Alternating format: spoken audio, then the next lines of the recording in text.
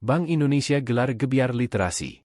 Bank Indonesia KPW BI Sulsel menyelenggarakan kegiatan Gebiar Literasi tahun 2024.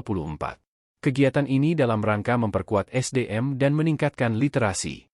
Kegiatan yang digelar BILT 4 Ruang Baru Gafinisi, ini menghadirkan narasumber dari Harian Tribun Timur, Andi Suruji. Dalam pemaparannya, dia banyak menceritakan pengalamannya sebagai seorang jurnalis, baik dalam mencari ide, gagasan dan membuat tulisan yang baik dan enak nyaman. Dia menegaskan bahwa sebagai seorang jurnalis harus selalu menyiapkan buku catatan atau note untuk mencatat ide atau topik-topik tulisan. Buku catatan atau note itu penting karena itu ide bisa datang kapan saja dan di mana saja, makanya ketika ide ada maka langsung dicatat. Terkadang saya mendapatkan ide-ide tulisan saat berada di bandara sambil menunggu penerbangan, dan langsung mencatatnya, ujarnya. Hal lain juga perlu diperhatikan dalam membuat tulisan selalu melatih diri dan membuat outline, sehingga tulisan tidak akan melebar kemana-kemana. Sementara itu Kepala BI Sulsel Rizky Ernadi Wimanda dalam sambutannya mengemukakan bahwa literasi harus terus digalakkan dan dibangkitkan lagi.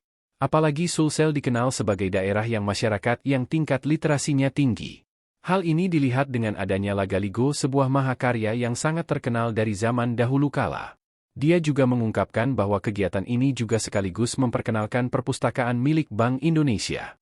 Kegiatan ini juga dirangkaikan pemberian penghargaan pada para narasumber.